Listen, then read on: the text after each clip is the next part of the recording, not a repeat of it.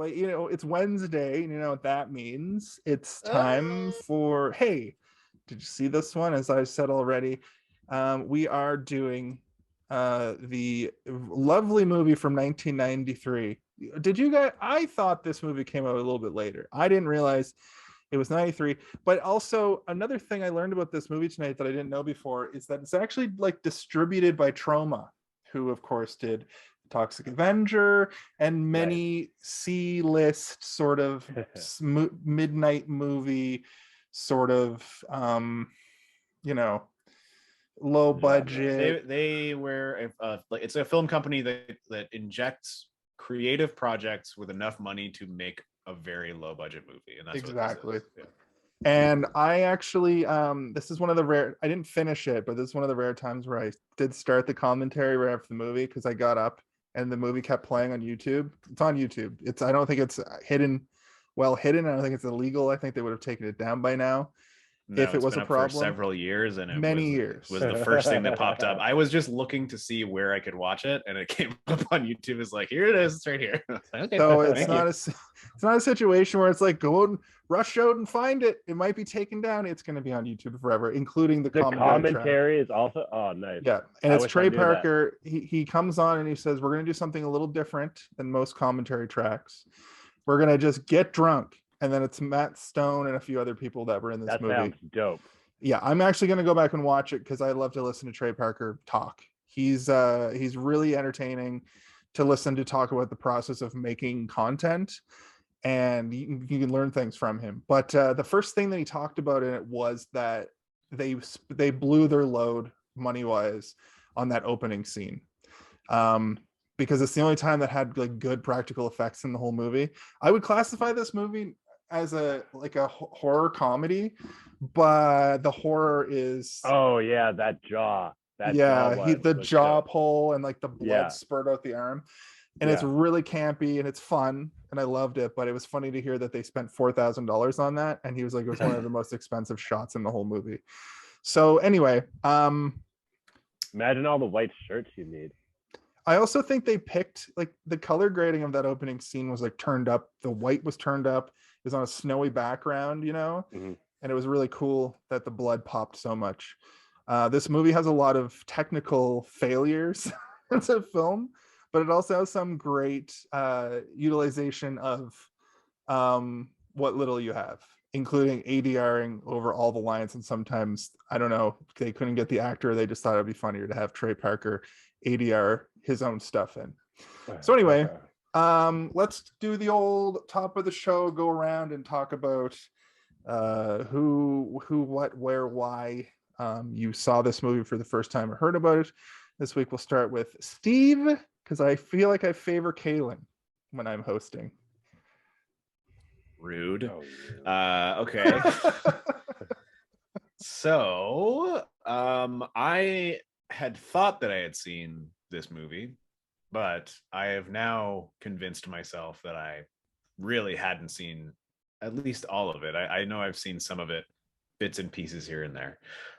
So I would consider the first time that I watched this fully through end to end and absorbed everything that I was seeing a couple of days ago.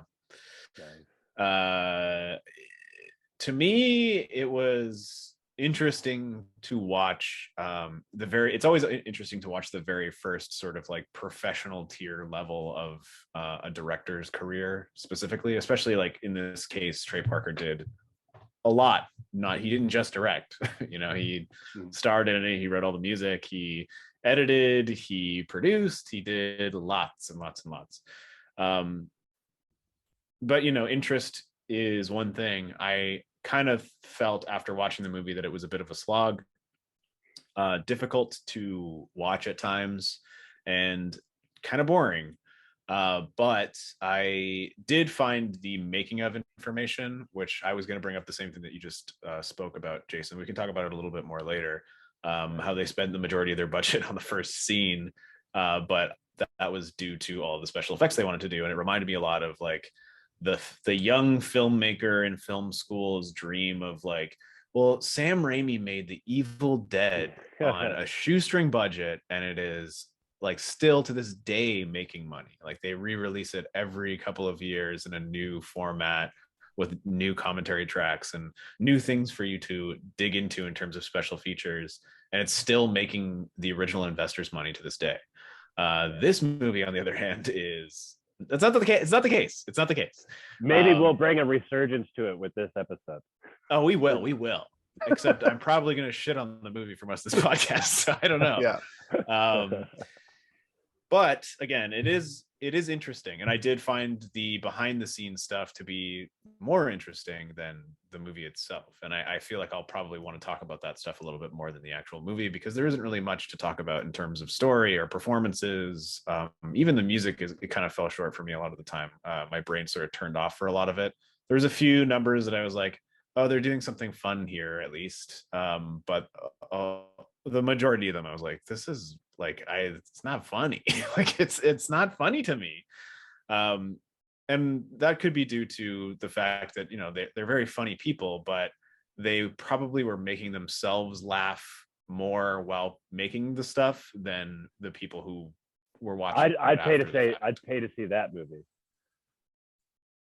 The movie of them making this movie? Them making themselves laugh. Yeah. Oh yeah. Well, I mean, like, listen, their movies get better. Like this is not the even literal next movie is 100 times better than this movie. Yeah, this movie was based on a fake trailer that Trey Parker made as a project in one of his film classes, that he had heard the story of Alfred Packer, and he was like, it would be great to make this into a musical, but also he had just broken up with his fiance at the time who was cheating on him, and that's why the name of the horse is what its name is, because that was the name of his fiance at the time. Wow. Yeah. So it's like the whole movie that. is basically just a big middle finger to this woman who, like, she had like cheated on him and stuff too, right? So it was like, that was let it out another cowboy rider. Yeah. Well, exactly. yeah, that so explains that whole number, that the song. But like her. Without context, you're like, okay, like it's obviously like there's an allegory going on here, but like, okay, yeah, it's the horse is his lady. I don't get it. And then you hear that and you're like, oh, well, it's kind of petty, but whatever. I guess if your fiance cheated on you, yeah, that's pretty rough. He was probably like 20 also when he wrote this movie. But he went to like the next level. Instead of just doing something petty, he made an entire movie. Well, I mean, he made the trailer and then he kept it in the movie, the movie that was released and can be watched to this day. That woman, wherever she is, anytime anybody mentions this, she is the horse in this movie. A horse that's also a whore who gets her head chopped off at the end. And farts a lot. Yes, and she farts all the time. Anyway, so yeah, the first time I watched this fully through was on Monday, and mixture of feelings throughout, but mostly was more interested to dig into like how this even got made afterwards. And I was finding myself laughing more at the information I was getting from like just even the wiki page than I was during the movie itself. Awesome. Yeah, I think that it's what you're saying about the whole trauma thing. I don't know if you guys have ever seen Lloyd Kaufman, but he's kind of a poor man's Mel Brooks. He finds joy and happiness in just making films, but he, unlike Mel Brooks, wants to make big numbers, big comedies for the ages, where Lloyd Kaufman just wanted to help out the little guy, it seems like. And I could imagine a young Trey Parker meeting Lloyd Kaufman to put together this project, and it changing his entire life, because they seem like the kind of people that were probably watched trauma movies, because I think Trey Parker and Matt Stone met in college, and they were making projects and stuff together, and they probably watched trauma movies, because those were like before the internet, those were like the viral videos of the 70s and 80s. Mm-hmm. Cool. So Kaylin, let's hear from you, my man, my guy. How are you introduced to this movie? Well, you said at the top of the segment, who, what, hair, well, I mean, who, what, where, how, why, when. Me, who, what. Hair. You said hair in that, by the way. I just want to point that out. When. Who, what, hair, why, when. I have hair under this hat. It's still there.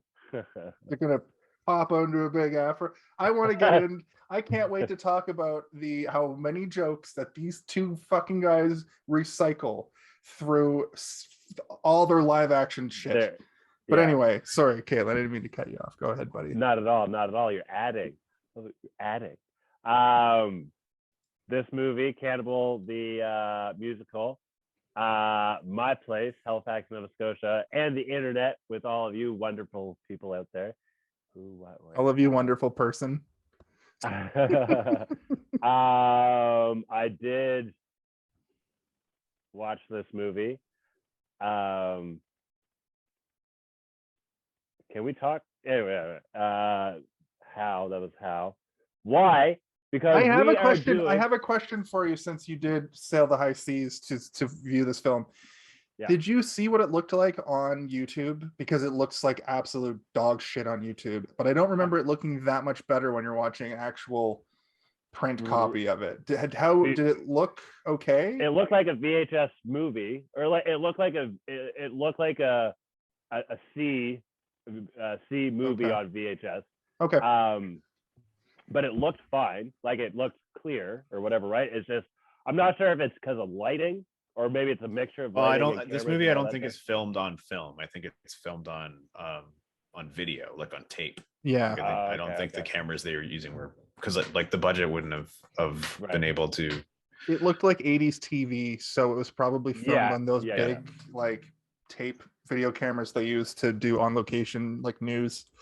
Gotcha. Yeah, that kind of looks like I could see that. Yeah, but so I already found it before you mentioned the YouTube thing. This is a pirate, ladies and gentlemen. By the way, that's what that is. Anyway, so I already found it prior to you guys mentioning the YouTube thing, so I didn't bother checking it out on YouTube. But yeah, it looks fine. It was dated in the sense of like that was high quality, low budget stuff at the time or whatever, I'm sure, kind of thing. So like you said, like, you know, newscasting cameras or like on location cameras or whatever, like you can tell there's not a lot of money in it, but like you said, Steve, it is really cool to see an artist's or whoever's early work and the growth of it, but also their soul or whatever, right? There's still nuggets of elements of like who they are and what they're trying to like convey and that sort of thing, and their style that's like still like trying to find itself and that sort of thing. So it was very fun in that sense. But this was my first time watching it. Thank you for introducing me to it, Jason. I think I'm a little more simple-minded than you are, Steve, and I was able to. We say differently minded around here. So I did have Kalen in mind a little bit. I knew that he would enjoy this more than you, Steve. I thought Steve would find it. Your reaction to it is basically exactly what I thought. Both of your reactions are basically exactly what I thought. I was hoping for a little bit more than what I got, but like, it's fine. Yeah, I'll get into it later. It's going to be more of a musical, like when it's like Cannibal. There's a lot of songs in the movie. There's more songs than the average musical in this movie. I want to say 5 or 6 or something. I think there's like 8. Like there's a lot. That was what like it that for some reason I thought it was like all musical. I think is what I thought. Oh, like a Sweeney Todd where they're just like singing Sweeney the whole time. Todd, yeah, exactly, yeah. That would probably be more entertaining. Way more entertaining. I would have been more entertained for sure. And what's the guy who plays Squeak in, like, we'll talk about him again when it comes up, but it put a smile on my face to see him. But no. So like I definitely, I enjoy like simple jokes for sure. So I did catch myself laughing quite a bit throughout this. I put aside, comparing it to higher budget movies, like I was able to kind of channel that part of my brain off or whatever. And I had so the first watch, I had a few chuckles or whatever. then the second watch, I did like just kind of take a little notes of little things that I noticed, and which we'll kind of get into or whatever. And then today, I didn't watch the whole thing, but in between calls, I put it on again. And I don't know if it's the new medicine that I had, but like I think you need to be in the right mindset is another thing too for this. If you're in the right mindset, yeah. it's awesome. I think sorry, finish. And I'm done. No, and I'm done. Go ahead. Well, I was just gonna say, like, for me, I watched this movie for the first time in probably like 2006, right around the beginning of the internet, right when like you could just torrent anything you wanted. There was a time when you could literally sail the high seas for everything available. You can still do that. Sort of. It's hard to find old lost media unless you old stuff. Yeah, you're right. Yeah. This movie's probably still there, but it's hard to find. Like, if somebody recommends like a bad 80s movie, chances are you're not going to be able to find it.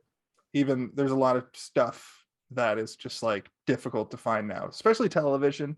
Back in the day, you could find, when torrenting first began, people would leave things up seeding for years. And then there was a great torrenting blackout, sort of, when streaming sort of hit it hard. But then that shifted to IPTV content, which is like a pay service that you have to pay for to get channels and basically torrenting. And the free element of that sort of fell off and torrenting came back. So anyway, I digress. I watched this back then. I found it super funny. And to what you said, depending on the medicine you're on, it can be riotous. Yeah. This time around, I watched it literally today after work, and I misremembered and thought this was going to be an easy week for us. I thought this movie was only like 70 minutes or something. Like I didn't remember how much there was, how much dragged on. It was longer than yeah. So I'm not gonna let that. I have a rating for it. I'm not gonna let that sway me, because I feel like this is an important movie as a fan of Trey Parker and Matt Stone. But this is probably the third time I've ever seen it, and it was. Can I ask you a question? Yeah, absolutely. So there is a scene in the movie that reminded me of you, and I'm curious if maybe you think that there is some. It's like when you do this, it's rooted in that, maybe. Could be. But when the part that I'm thinking of is he like says, he introduces his horse, like, this is my horse Leanne, and then the horse farts, and then they just like look at him, and then he's just kind of, there's like, hi. That little hi reminded me of you a lot. I think that's not a question, Kalen. I think. Can I ask you a question? If I do that, that's what it's from or whatever. Yeah. But no, but it is a very Trey Parker and Matt Stone joke, and I was basically comedically raised by South Park, Orgasmo, and Basketball. So maybe subconsciously, I think that I just watched Basketball too much as a teen, and we'll get into. I don't have receipts, but there's a lot of jokes in this that they just jacked straight up because they knew that this wouldn't see the light of day. Really? Maybe it's because they based it on a trailer, and then they had to just take their trailer and stretch it out into a film length, a theatrical. But what I mean is, like, when they would go on to make other content, they had no problem jacking jokes or premises for jokes from this. I think my favorite joke in the whole movie might be when he whistles and it makes a horse sound. Yeah.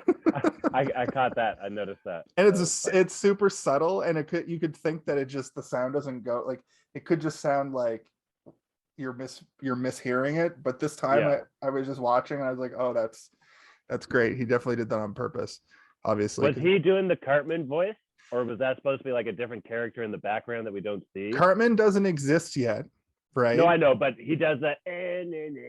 When they're it's the walking voice up that to he's town, probably been doing since he was a that's kid. what I was going to say. The other thing I noticed is when Frenchie gets his balls knocked into another dimension, his voice is just Butters. And that's just Trey Parker's voice. Or actually, it might be Matt Stone. Anyway, it's one of their voices just like pitched up. Matt Stone does Butters. That part was kind of confusing to me. I was like I did just witness him get his balls smashed over and over again, and then the next scene he has a higher voice, and I was like, they should have. I think it was a situation where they could have had him say like a line with his balls right smashed, after he got his balls smashed, and then it would make more sense. But Yeah. the reveal of his high voice also, like, we've been watching cartoons and comedy for our whole lives, so we all got it immediately. But it was a different kind of high voice, though. Like, it did throw me off. Yeah. It was modulated to be higher. Yeah. Like, it wasn't like he was doing a higher pitched voice. They just ramped it up in the okay. I don't think that was either Trey Parker or Matt Stone doing the voice. I think they just took that guy's actual lines and heightened the pitch. Like, I'm pretty good with identifying the two of them when they're doing voices outside of like their own dialogue. But Matt Stone's character is basically just Butters the whole time. He's doing the Butters voice. It's just not modulated. He's doing the Butters voice, but he's just talking like this the whole, like he's just doing like what it is. But he is like, he's aesthetically Kyle. Yeah. He's also kind of doing the Kyle voice because he's Kyle on the show, right? So he's kind of Butters. But he's doing like he's playing the stupidity of Butters. Like, Butters and Kyle's voice are very similar. It's just like he has a certain way of saying certain words between the two of them. Yeah. But it is one thing that, like, innocent. Yeah, if you ever watch them when they're recording, it's very interesting because I do I do voices sometimes for things, and it's difficult. Oh, yeah. It's difficult to do a child's voice until I start watching them do it. I'm like, oh, they're in, like, they know how to make their voices sound more like kids, and you're like, oh, you have to change your mouth. Like, you can't just like heighten the register. And when he does Cartman, he's like, hey, you get and he's yeah. Like you have to get if you change your it. physicality, it can change your voice. It's crazy. It's also very funny to watch. Like, watching the two of them recording their lines for South Park is very entertaining. It's almost as entertaining as watching the show itself. I would say, Kaylin, if you haven't seen 7 Days to Air, watch that. You have seen it? Yeah. I'm probably gonna rewatch it for this month just so I have the mental context. There's also another interview with Trey Parker where he talks about kind of what we were talking about last week with the MPAA censoring him. There's a mini doc on, I think, Sam Raimi with a bunch of Trey Parker bits in it that I'm probably gonna try to excuse me, live burp on the podcast. Take it. We're going live with that burp. Live burp on the pod. Oh, look at the numbers going up. I have 37 people on TikTok. We got 400 people watching on Instagram because of that burp. That's a lie. Why aren't we going live on TikTok? Why are we doing Instagram still? I've got one person because I'm just trying to. It's an advertisement for the show. Once we all have accounts, maybe instead of doing Instagram, we'll just all go live on TikTok. Anyway, let's go live on all of it. Let's have 3 things. I have unlimited data now. I can do anything. I'd be down. He's a maniac. Not neat. Wouldn't you need more than one phone to do that? I guess I have another phone. I have 2 phones. I have 2 phones going right now. That is psychotic. Kaylin, you could actually, me and you could be going live in the same room right now. Anyway, that would be wise. But we'd only be hearing Madison. My wife comes on she messages me. I saw it after the podcast. She's like, I don't know if you know this, but on TikTok, I can only hear you. Yeah. I'm like, yeah. Whoops. That's the viewers are missing out. That's the problem. But I do have a thing. I do have a thing at the top of my video that says, "Come see the full conversation over at Instaman." Instaman. So let's move on to the synopsis. I have just read it off of the wiki. I'm gonna it's it'll probably give us it's only I'm gonna see how this flows because I think it's too short when we just do the description, but I'm gonna blast through the plot from Wikipedia. Okay. Can we interrupt you as you do it? I would prefer you didn't, because it's actually kind of long. Has that ever stopped you before, Kalen?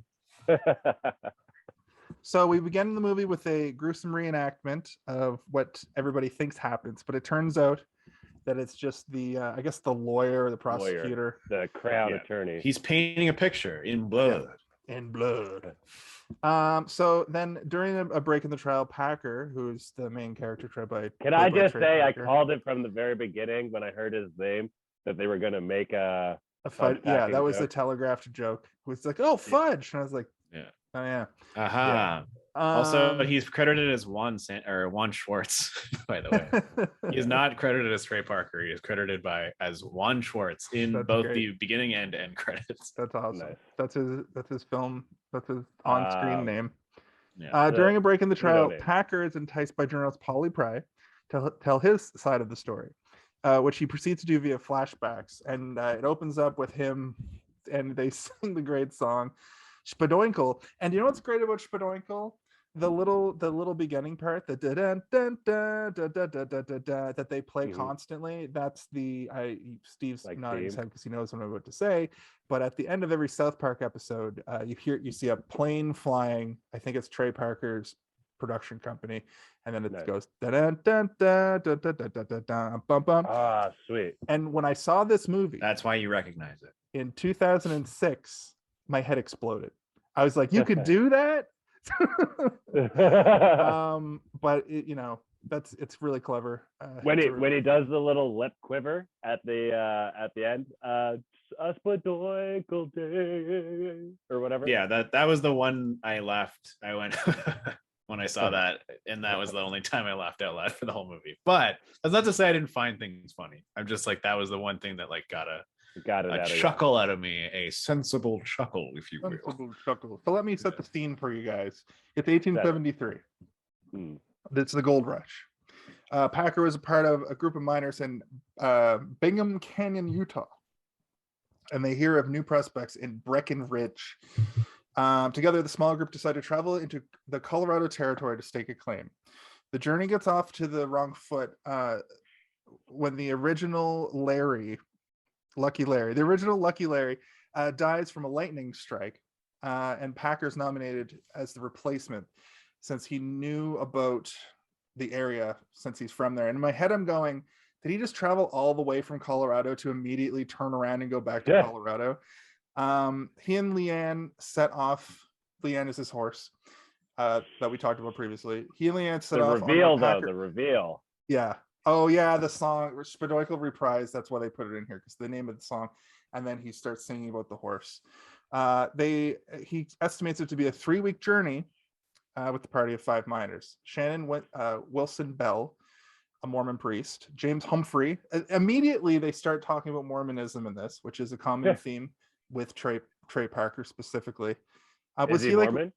He must have been raised Mormon or something. Or just finds it fascinating. It could also be that I think that he, in interviews on late night and stuff, has said that he finds Mormonism to be fascinating. I don't think he's ever said he is a Mormon. Okay. There's a lot of people who were raised Mormon turn around and create content or bash it super because hard. It's great. It's not crazy. I'm sorry. I'm not going to alienate anybody, but it seems like out of this world kind of stuff. You're like, what? People believe this? But that's all religion to me. Almost as ridiculous as Scientology. The only thing I know about it is you get multiple wives. So I can understand why some Mormons don't even observe that though. There's a great episode of Curb Your Enthusiasm where Larry meets a Mormon. He's like, so multiple wives, and he's like, no, we don't do that. Well, what's the point? And he's like, well, I met her at the church, and I have a nice wife. Long underwear. Yeah, you think it's comfortable or something? James Humphrey, who is he's kind of the foil for the whole thing. Frank Miller. Wasn't Humphrey Matt Stone? Oh yes, you're right. Frank Miller is the cynical butcher who reluctantly joins. Creator of Sin City. Yep. And did you notice that his character for some reason just had like a pillow under his sweater? Like, what was the point of? They just wanted to make him look like he was like a drunk, or because he's like drinking all the time. Right? Oh so yeah, he just has like a big gut. That's what I chopped it up too, I guess. I thought he was going to be the bad guy. He's the He more of kind of just a was. foil. Yeah, he's there. There's not really any good guy in this movie or bad guy. It's The bad just guys- everybody's idiots. The whole bad movie's guy's dumb people. Frenchie and his squad of But even merry they're men. not He's that not bad. French. At the end of the day, he's like, "Listen, this horse likes me better. I'll give you $8 for her." George Noon, that's Squeak. He's supposed to be a teenager, I'm learning right now. Teenager why hoping he's to so meet horny? women in Breckenridge, and But they're not. These guys are like not that far from actual being teenagers when they made this movie. Like they're in their but if early they're gonna put 20s. teenager in the wiki, I think he's supposed to be 16, and that dude is not He's just visually little, not. yeah. And Israel Swan, an optimist, and we know where his optimism gets hilarious. him. Yeah. So 4 weeks later, while attempting to visit Provo for supplies, they become convinced they are lost. An attempt to ask a local for directions to Provo proves unsuccessful, with the local warning them of impending doom awaiting them in the mountains. That's the thing that Trey Parker and Matt Stone would Who has use. the same facial hair that he adopts later when he's in his fake disguise as interesting fact, the real Alfred Packer, when he was finally found because this is based on a true story, his alias that he was using was Juan Schwartz, the name that Trey Parker adopted. Yeah, that's why he used it. Oh, that's why he used it. Nice. Yeah. So I don't know if it's interesting, but I think that's pretty interesting. I did some research a little bit. You can only interrupt me if you haven't done the research. I'm usually the research guy. Finally arriving at the frontier post in Provo, they run into a group of 3 fur trappers bound for Seguche. O.D. Lautenheiser, Preston Nutter, and their diminutive leader, Jean Frenchie Cabazon. The trappers despise the miners, whom they contemptuously call diggers, yet seem to like Packer's Very Arabian heavy horse. with that, with the diggers. I don't too. think that was a mistake. I think they were trying to be, edgy. They liked Packer's Arabian horse, telling Packer that she's a trapper horse. Making camp, Packer and company reveal their goals for traveling to each other. That's when they sing "That's All I'm Asking For," which is, I like that song. I like the kind of dance choreography. The next day, Packer wakes up to discover his horse and friend Leanne is missing, which of course is probably an allegory for him finding out that his ex-girlfriend is a cheater. After Bell wounds his leg in a bear trap, the men attempt to cross the Green River near the Utah border. The group asks Packer if there's any other big rivers that they will have to cross, to which he replies, no, just to Colorado. They camp out for the night after the crossing, which is a great scene. I thought that the distance shots, and they all just run right in and immediately. Yeah. It's like, I For hope the the Green river River? doesn't take us. Yeah, I hope the river doesn't take us. And it's like, it'll be fine. We'll just, and he throws the rock. When he throws, like, what were you trying to do there? He's like, I don't know how deep it was. Yeah. What was the point of that? Obviously. No, he doesn't even say anything. He's like, I was just trying to never mind. But also that part of the movie led to potential hypothermia, and also several people were almost actually swept away by the river in real life, or while they were filming it. Yeah, while they were filming it, they had people who almost literally died. Like, this movie has so many crazy things. Like, I'll talk about it later, but there's a lot of things that was like, this is not a safe movie set. Okay, so this is the part where while they're camping, he sings the song about Leanne that sounds like Chicago. If you've ever listened to Chicago, it sounds like a Chicago song. I think Richard Gere was in it. Eventually, no, Chicago, the band, Oh. But they're later Peter Cetera stuff from the 80s. It's like, I want to have you near me. I want to have you hear me say that. Walking down the street one day, I saw a man with a golden watch. Not their great. And anybody know what time it Peter is? Cetera. Yeah. Eventually, after disasters crossing the Colorado River, The Packer party is spotted by 2 Nihonjin Indians. Okay. Inappropriate. No, this was amazing. This was. It's one funny of the that they don't ever weirdest- explain it, and they don't know anything, so they just assume they're actually like Exactly. indigenous people. Yeah. Exactly. And I think this joke holds up. It's edgy enough that you go, is this okay? But I don't see any problem with it. I don't think that I think that it's sort of portraying how confused by indigenous people in the Wild West were, you know, anyway. So they may as well have been like Japanese people. The whole group of indigenous people are played by Japanese people, but they have on like indigenous headdresses but then they're like But they also are kind of like, no, we're Indians. See, we have teepees. Look, so many teepees. I think it was kind of funny. It was like funny. Doing a stereotype, but then also like, kind of like stereotyping the stereotype almost. It feels like a Mel Brooks joke, honestly. Yeah, I don't know if it's a stereotype. It's just like if this was a movie that was appropriately telling this story, they would have cast actual indigenous people. But within the context of this movie, they're like, let's just cast a bunch of Japanese people. And I was wondering, I'm like, I know that Trey Parker speaks Japanese and that he like has a lot of and he has like a lot of like people in his life who are Japanese, and I wondered like maybe he was taking Japanese at this time, so he was meeting like a Japanese like tutor and stuff, and he's like, why don't we just cast them why don't we get whereas he has like no Japanese connections with my like Native American people, so he's like, no, we're gonna just make them all Japanese. And it's a great visual gag. It's a great visual gag. It's a great audio gag because they're speaking Japanese and they're like, they must be speaking Nihonjin. And which even, like, I could speak Native American. Hold on. He's like, he says that he's mad at you. Yeah. And his name is Tom. Yeah. So obviously played by a Japanese actress and speaking Japanese. They are taken back to the tribe's encampment near Delta, where the chief warns them of a winter storm, allowing them to wait it out with the tribe.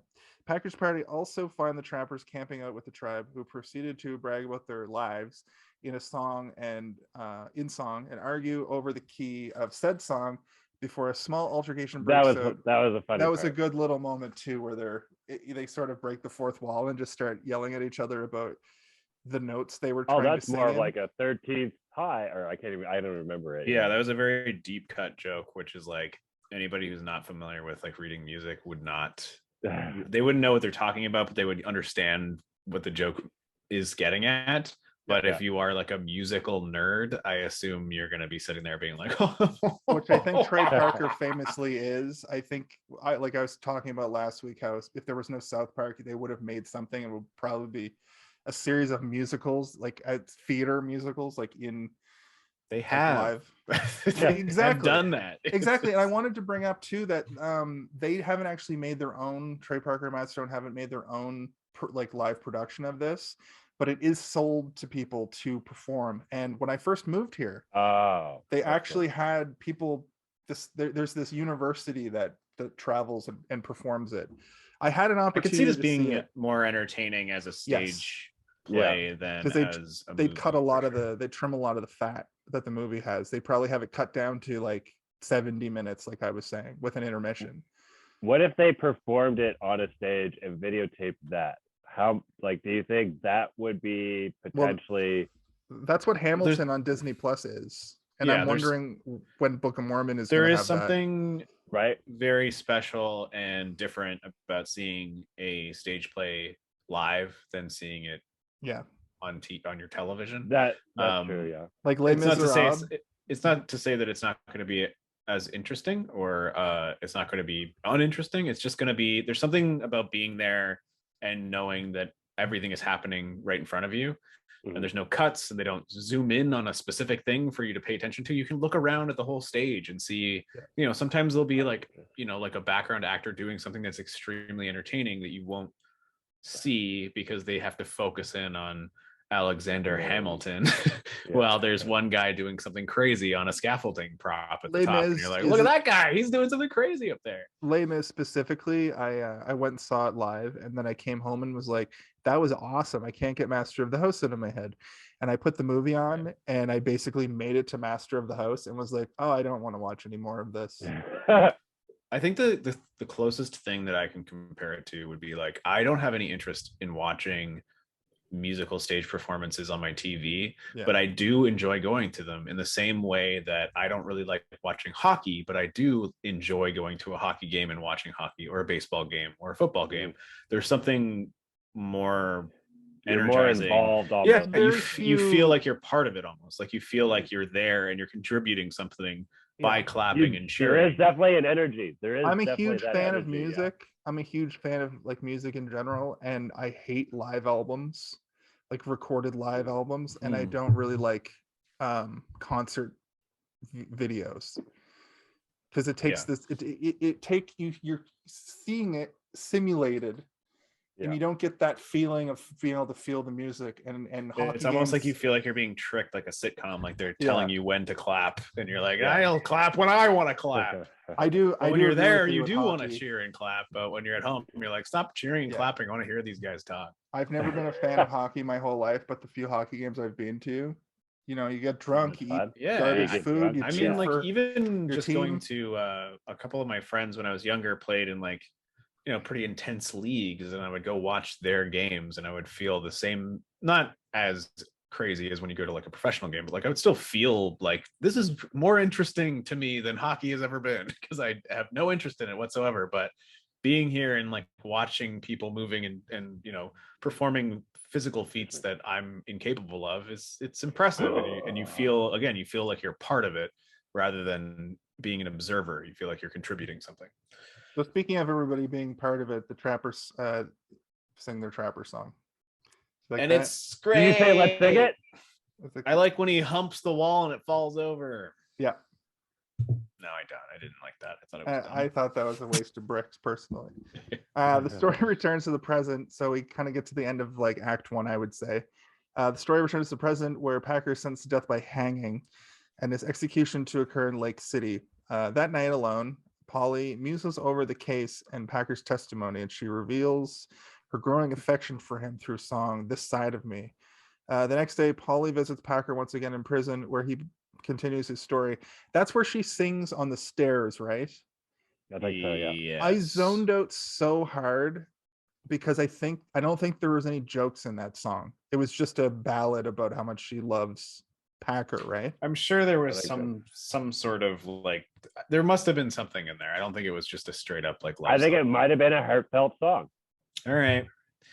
Do you not have it played in the background, Jason? What? Do you not have the movie played in the background this time? No, I usually have. Actually, you don't even have a background up. Dude, I'm very tired. So out of it. I locked my fucking I locked my headset in a drawer that has like a kid safety lock on it, and I was fighting with that until like 2 minutes after 9, just trying to fucking get open. So when I turned everything on, I was just like, let's just get to her. So the men set out back into the wilderness. Packer learns the trappers have already left, persuading them to leave under the guise. Persuading them to leave under the guise of there being a break in the storm. The group begins to suspect that Packer is really only interested in following the trappers to find his horse, and Bell's temper begins to shorten as his wound from the bear trap becomes infected and develops gangrene. They soldier on until they encounter a foreboding Cyclops, tall mountain man with a wounded pus-spurting eye, while unwittingly trying to steal one of his sheep for sustenance. Was that guy one of the trappers? He kind of looked like one of the trappers. No, he's just the mountain man. He's the Cyclops they've been warning him about. No, but I don't mean like he was one of the trappers. I mean the guy that played one of the trappers. Did he also play that guy? Oh, I think it might have been one of the guys. Yeah, I think it might have been the trapper with the high cheekbones. Looked like the tall, hot one. Yeah. That's what I called him when I was watching it. Vaguely Asian. He wasn't Asian. He just had like vaguely. Okay. The Cyclops recalls how a Union soldier shot out his eye in the Civil War and becomes enraged when he realizes Packer's men are not Southern boys. After they cannot finish the lyrics to Dixie, causing them to flee. They famously racist song. Yeah. I liked that scene because they're like, yeah, we're Southern, I guess. And then he sings Dixie at them, and then they don't sing the next line, which was probably where it starts to get racist. And then they flee. You stupid Yank. Yeah. They escape, and the badly frostbitten Swan tries to cheer everybody up with a song about building a snowman, only for Miller to destroy Swan's snowman with a pickaxe. Let's build a snowman. Oh, fuck, man. I love that. This is such a dumb gag, but like, right? He finds the snow and he's throwing snowballs at them. He just finds a little bit of snow. And then as soon as they're in full snow, he's like, do you guys want to build a snowman? And everybody's like, what? I liked it. I think he had hypothermia. They soon run out of food. That does drive you crazy, by the way. Exactly. Resorting to eating their shoes as they become lost in the snow-covered Rocky Mountains. Out of frustration, Bell shoots Swan in the head because he does not appreciate Swan's Pollyanna-esque perspective on their predicament. Let's build a snowman reprise then plays. And that's what gets him ultimately murdered. The men discuss their dire situation that night over the fire. That guy's the bad guy. That's the guy I'm saying is the bad guy in this movie. Bell? I or think Swan? So. Bell. No, not Swan. The guy who shot him, Bell, I think. Yeah. The church guy. The church. Here's an easier way. The guy who gets like stabbed 100 times and doesn't die and then comes Bell. back later. He's like the final boss. Yeah. Boss, yeah. They decide to consume the body. The men discussed their dire situation that night over the fire, speaking of the cannibalism that the Donner Party had to resort to in California. They decide to consume the body of the dead companion, but they not try the blood. to eat their shoes and boots first. Yeah, I mentioned that. He said that already. Bad. As Miller cuts up Swan's body and only Bell refuses to partake in the cannibalism. Packer then has a ballet. I just got to intervene right quick. Okay. Humphreys didn't want to eat the boot because that's where you put your foot in. But then he ate the foot. Yeah. Oh, I didn't. I like that joke. That I also noticed that, and it's because I've been watching a lot of Brooklyn Nine-Nine recently, and like Jake Peralta gets put in jail, and his best friend is a cannibal. Yeah. And he's like, "Listen, I only eat forearms and butts mostly. I ate a foot once, and it was nasty." Yeah, played by what's his face? The guy from SNL. He's in a million things. Yeah. The ladies' man. Yeah, I can't remember. I know. Oh fuck! Damn it! We'll come back to it. No, I'm just gonna look it up because it's gonna drive us. Do it now. Because it's we should. He's the principal in Mean Girls, and he has a broken arm. He's also the principal. He plays a good principal. He should be a principal in everything. Like every time they need a principal in a comedy. Tim Meadows, yeah. Tim Meadows. Sorry, Tim Meadows. I know you're an avid watcher of the show. We're huge fans here at. Hey, did you see this one? Let's see. Yada yada yada. Oh, so this is just what happens at the end. So Packer convinces them for just one more chance at a scouting trip up to the ridge.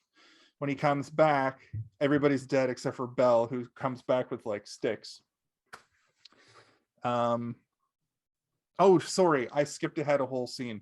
So Packer then has the ballet-inspired nightmare involving himself, Leanne, and Cabazon. I almost thought it was Trey Parker for a second. It is, but they just do that great gag where they like cut back and it's clearly not him. But that's the thing. On my first watch, I was like, holy shit, he's actually pretty good at ballet. And part of me legitimately thought it might have actually been him, and he actually just has some interesting artistic sides to him. But then I did see closer was a different guy for those, like the really good ones, like the really good ballet scenes. Yeah, it's clearly not him. And the obvious, like a couple of like obvious change outs too. Like ballet fighting though, I was actually kind of psyched. Like when they were doing their little dances to each other, I'm like, oh damn, they're getting down. Yeah, that I liked that scene. It's really trippy. There's another part where the trappers are singing, and the tall trapper with the mohawk, they do like a weird color correction, so all the leaves are like purple. And his little moment I thought was fun. I don't remember. After a few more days, the party loses hope, which leads to them sacrificing one of their own. That's all I'm asking for. A reprise happens then. Packer convinces them for one more chance of a scouting trip. That's when he goes up to the ridge one more time. When he returns, Bell has killed the others, claiming they planned to kill and eat him after Packer left. Packer is forced to then kill Bell after threatening to turn him in, realizing he has gone insane. He is then forced to cannibalize the others and wait out the rest of winter. Arriving in Saguchi sometime later, Packer finds Leanne, who has taken to Cabazon, unsettling Packer. The sheriff of Saguchi, am I saying that right? Sagouch or Saguchi? I think it was Sagouchi. Or Sagouchi. Saguchi. No, Saguchi. It might be Saguchi. The sheriff of Saguchi, suspicious of Packer arriving without the rest of the party, eventually finds out the fate of the other members and attempts to arrest Packer for cannibalism at the saloon. A bar fight between Packer and the trappers and some of the bar patrons, including the Cyclops from earlier, occurs, which Packer wins after brutally attacking Cabazon's groin using fighting techniques he learned from the Nihon Jin chief, leaving Cabazon incapacitated with a high-pitched voice. Following this, Packer attempts to flee to Wyoming, only to later be arrested there and brought back to Colorado to await judgment. On the day of Packer's execution in Lake City, the town breaks into song celebrating Packer's impending death. Hang the Bastard is the name of the song. However, he is saved at the last minute by Polly, who arrives on the scene with Leanne. Polly reveals that Packer had gotten a stay of execution from the governor, stating that he could not be convicted of the state crime since Colorado was not a state at the time of the incident. Meanwhile, Cabazon, whose voice is still high-pitched and wants revenge against Packer for their fight in Saguchi, states the townfolk came to see bloodshed and tries to trigger the gallows. The choreography of the townfolk's dancing could have been a little tighter. But also, according to the sheriff's department of said city, it's pronounced Sawatch. Oh, Sawatch. I thought the fight choreography, the saloon fight, was really well done because Trey Parker was doing the kind of fight choreography you'd see in an old Western. When he lands on the piano, that matches up with the soundtrack. And him getting punched and going back and forth. It looked really crisp. Thought it was really visually well done. It was probably my favorite part of the movie, ultimately. So yeah, Sawatch states the townfolk came to see bloodshed and tries to trigger the gallows. The Neonjin chief saves Packer by cutting his rope with the katana before beheading Cabazon, satisfying the crowd's bloodlust. That's very South Park. That whole sequence. Yeah, where he says, "You're a very bad man," and then just yeah. I think he says you're a very bad person. Yeah, just even worse, I guess, somehow. Packer, seeing that Polly brought back Leanne, realizes he doesn't need her anymore and chooses Polly, much to the excitement of the chief, who takes off after Leanne with his katana. And the two kiss, only to be framed by still alive but badly maimed Belle. And that reminded me of Friday the 13th or whatever. That's what they were doing. Yeah. They kind of sped to that finish. They didn't really telegraph that Belle was going to be the killer or the person that did the massacre well enough, but they did. Well, that's also because they don't know the truth, right? That's true. In terms of the actual story. And why would he have hid with a fake name for so long before he was captured if he knew what happened? I think that this story took some liberties, I think. You know what they say about sunrises? No. Oh yeah, that one. That joke. He goes like that sheriff that sheriff leaves for a few hours and comes back and he's absolutely fucking plastered. And he's was he just thinking about it? And he's like, I found them bodies up there. He's a cannibal. I guess so. He had a full bottle of booze, and I wanted that to splash way more than it did. He had it, and he was swinging it around, and I think they expected it to splash way more, when they were filming it, but it didn't really. Maybe it didn't pop on camera. It was splashing a little bit, but I think they wanted it to be getting. But they should have had cutaways of people getting a ton of liquor all over them. That actually sounds pretty funny. Yeah. That's how the joke would go now after being, Well, I think that's what they wanted the filmmakers joke for to years and be, years. like, was because he was swinging it around so much and there was stuff coming out of it. I think what they wanted was like more Imagine if they liquid to be redid it. Yeah. I don't know. They'd have to redo it and like restructure it and like rewrite it from the ground up. Add a little oomph, but keep a lot of what makes it good. Yeah, I think I mentioned this in last week's episode that a lot of Trey Parker, Matt Stone humor kind of disgusts me. Like it makes me feel like ugh. And I was expecting a lot of that in this, and it's surprisingly not too many moments where I was like, ugh. I made a note. I hated Sorry, go ahead. I was gonna say I hated the eye pus. Like the eye pus was disgusting. That was funny. I was like, it wasn't funny. It was disgusting. I made a note that was kind of vile. Like, besides that, and besides the opening scene, the opening scene was hilarious. The comedy was very like sensible. It was very like. I can deal with the opening, the violence in the opening scene. That's the kind of violence or like gore that I'm like, oh yes, I can deal with that because it's so like over the top. But when it's like the pus squirting out and like how like flesh colored it was, I was like, that's accurate looking pus. Ugh. It did look very pussy. And because it's something that like you don't really see in anything else, right? Like you watch a couple of Saw movies and you're like, yeah, I'm good with any kind of gore.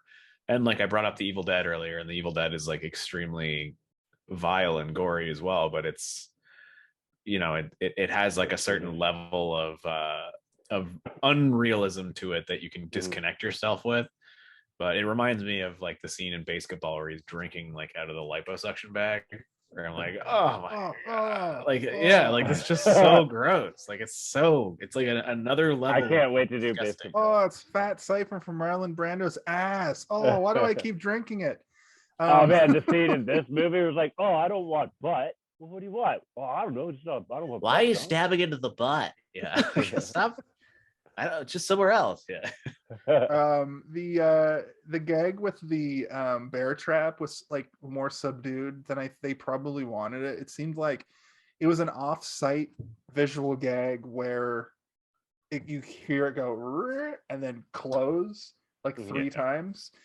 But then the payoff of his gangrene was only like one little shot later, and I guess I thought it was going to be. I thought it was going to be a whole like gross like moment where he loses his leg or something. Right. Or I've seen this movie. Have the budget. Or it would have like spread through his whole body and then made him go crazy. Like that's what made him go crazy, kind of thing. Instead of him just getting really annoyed, being like, "I'm done with this shit." I think that you creatively you could take a couple of sidewinders in terms of like what they didn't choose to do, but like this movie again was extended off of the plot of a trailer and a story that doesn't really have a conclusive ending about a man who maybe ate a bunch of people, and he definitely did. He did. Like if you read the actual historical like documentation, you're like, that guy probably actually ate human beings. Yeah, but only after they died on their own. Maybe, but maybe not. You don't know. I don't know. The thing that I kept thinking about. Just wait. He's telling his side. Maybe he is lying. He tricked poor Polly into you know how people get like Stockholm syndrome into believing that the serial killer is right all the time. Well, like, she from the minute she goes into that police station, I'm like, this is like one of those women who like fall in love with like Jeffrey Dahmer and want to get married to him or some shit. And she's Ted like, Bundy had multiple girlfriends. He's changed. Nice. I can fix him, kind of thing. And you're like, ugh. Yeah. Or the kind of women that like have male relationships with people in prison because they're into that. I'm sure there are also men who do that, and also like men who do that to women and men who do that to other men. Other men, yeah. We're not There's generalizing. no I know, groups that's true. included. That's true. We You all just- like to There's fuck. no limitation on The insane trope. people. The trope from 90s television specifically Yes, exactly. is a woman falls in love with a man who's in prison. I know a few people in real life who have been like, yeah, but he's like really hot though. And I'm like, Yep. And like about not one in particular serial killer. I'm like, I think that you need to like evaluate what you're thinking right now. Get the spray bottle. You're too hot. Isn't there one guy that's viral and he's like called Criminal or something like that? He's has like crazy cool, like crazy eyes.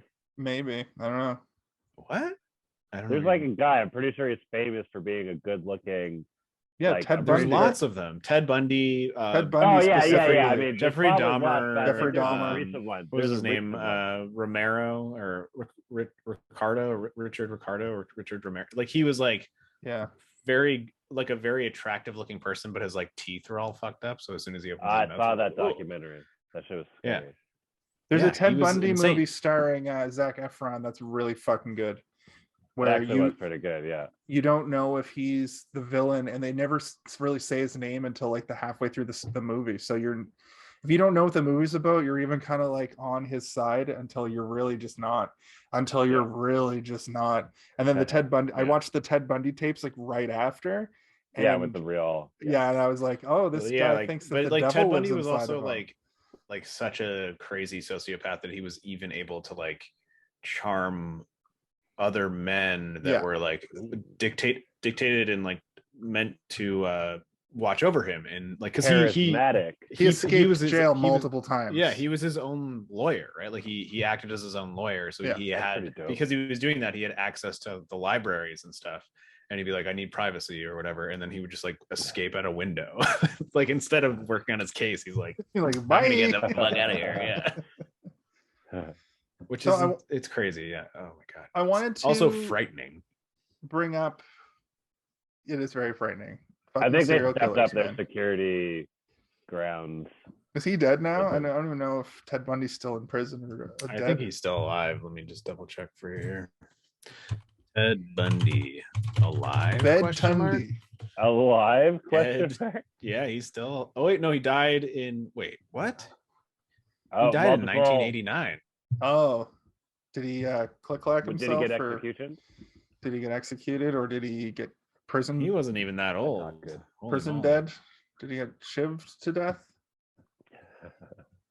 How did he die? Did he try and hide his shiv in his prison wallet? What? Oh, there's a gag we didn't talk about that I'm reminded of from Steve's on the Zoom call. He has a drawn picture. The guy, the tall, sexy guy, as Steve called him, I would call him sexy too. His hat has googly eyes on it, and it's fucking so dumb. But that made me laugh out loud. Oh yeah, the nice hat or whatever. Can you guys conjure in your mind what the melody to Let's Build a Snowman is? No. I'm not when saying it comes on, yes, but I'm not try and do it now. Obviously, I'm not saying Disney Pixar jacked that song for Do You Want to Build a Snowman? I thought that was Papa, Can You Hear Me? Papa, do you want to build a snowman? Do you want to build a snowman? Papa, can you hear me? Sort of. Papa, can you hear me? It's on the wrong tone. I thought of a jingle for us. Hey, did you see this one? Hey, you freaking see this? That sounded pretty good. You freaking see that? Hey, you freaking see Hey, that? did you see this one? There, Kayla, Hey, we did did you your see this reenacted one? musical number. Yeah. Hey, did you see this one? Hey, did you see this one? Hey, did you see this one? We talked about Fudge Packer. We talked about the indigenous people that spoke Japanese. There's some parts where they do wide shots of the Japanese guys getting back on their horses to ride away, and it's obviously Trey Parker doing his Japanese voice from hey, let's go kick ass from that episode of South Park. Well, he's also speaking real love. Japanese. Yeah. And that's what blows your mind, because it's South Park. He absolutely could just do a mild, like fucking Cartman in the South Park movie. you know. I assume that if you can speak a language properly, like if you know how to speak it fluently, you can also then at that point gives you a pass. No, I'm not saying it gives you a pass. What I'm saying is that you can backwards engineer a way to do the accent better because you now understand how to speak a language with a proper inflection and cadence that you would like when French, speaking that language fluently. You'd be French able to. People are white, so we can go, "Ha, I am from France," but we can't do the Japanese version of that because they're. Because that's not what I'm saying, but no, but I'm saying that he's allowed to do it because he speaks fluent Japanese. No, but I'm not saying that anyone's allowed to do anything. That's not what I'm saying. I'm saying that it's easier for you to backwards engineer an accent. Like you can understand the accent better because you also know how to speak the language from. Hello, I am American. Am I allowed to do that as a Canadian? Yeah, hello. You sound like Benjamin Cumberbatch. I'll use my credit. Oh, fucking Benedict Cumberbatch's American accent is so dumb. It's like, hello, I am from Manhattan. How to use my chakras. I am from Manhattan, New York City. I'm a doctor, a very successful doctor. A very successful doctor from New York, New York. It looks like we've fallen into some sort of multiverse of madness. That's not what he sounds like. He absolutely does. Listen to him when he talks. He over No, his voice is lower than that. He's like, I can't do it, but his voice is like, I'm Benedict Cumberbatch. It's me, Benedict Cumberbatch over here. Here. I am from Brooklyn, New York. Over here. I come from That's Brooklyn. better. You're getting better. Hey, what's the coming to go? Anyway, I don't think that I think that doing offensive accents are offensive, yes, but I also think that if you speak the language unless you fluently, are white and they are also white, you'll be okay. I think that we somehow got into when's it okay to do an offensive accent? That's not what I was trying to say. I was trying to say it's easier for you to construct an accent in English doing the language that you're attempting to imitate if you understand the language inside and out. Like when he speaks Japanese, he can put the accent on it because he knows how to speak it. Because he knows how to speak Japanese. That's what apparently I can't even speak accent English. was that, Steve? Yeah, that was me trying to just talk normally, and I was getting too excited, and my brain went faster than my mouth. So anyway, yeah. I'm not saying that anybody has a free pass to do anything because they know how to speak the language. What I'm saying is that you can probably figure out how an accent works if you understand the language. You heard it here first, folks. Steve says nobody's allowed to do anything. All right, ladies and gentlemen, we'll see you next week. No touchy. I wanted to talk about that ADR in this movie a little bit more. Is that going to be a new segment called Steven's Sensitive Moment? It's Steve's Sensitive Moment. The ADR in this movie, I think I have it. Well, speaking of, it's bad. Segments, is what I'm going to say. Speaking of segments, my conspiracy corner for this week is when Trey Parker clearly does the ADR like he does for this is a bad example of it, but when the trapper starts singing and it's just Trey Parker singing like this, that's great. But I have a theory that specifically for when the Japanese dudes in that wide shot are just Trey Parker speaking Japanese, they just couldn't get them to come back to do the ADR for that particular shot. So I think there's probably a lot of instances in this movie where they're just like, we need to get this done. Let's just get somebody, get somebody to come over here and say these. A lot of the time in moments like that, they cut the movie together and they realize that it's an uninteresting shot. It's boring, and they don't have a way to make it more interesting. And they're like, okay, so we need to add dialogue here, because otherwise it's just this boring shot where there's nobody talking to nobody talking to nobody talking. But we need the shot of them walking away, so we need to add some vocal performance here. We can't get the guys back to do it, so Trey, or it might not even have been like, we just don't want to pay them to come back, so let's just, Trey's like, I speak Japanese, I'll do it, and he just like, one that was specifically stuck out like a sore thumb is when they're walking through the canyon and it just sounds like they've just turned up the reverb. of the it's like they're supposed to be in like a canyon, and it just sounds like a weird like artificial echo. And I was like, that's clever though. You don't want to have, you know, the Foley work in this movie is surprisingly good. Like all the footprint, like there's a scene where they're walking towards the camera and it's like a nice day and the shadows are in the right place, but you can hear them walking through the grass, but it's clearly 80 yard over like the actual performance. Oh, to do it. Yeah, gotcha. But the grass, I don't want to burst your bubble, Jason, but almost every sound effect in this movie is a stock sound effect that I've used before. Oh, okay. Yeah. It wasn't a they didn't have a Foley, like they didn't have a Foley guy being like, yeah, like his hands in like high heels, like walking on. We actually wood got or this whatever. sound by shooting a boot while hitting with a sledgehammer, and it mixed with a lion's roar. Like Brent Burt from Lucas Sound, like.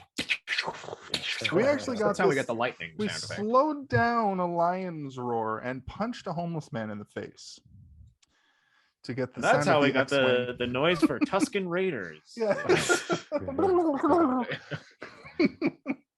We drowned a guy to get that. Yeah.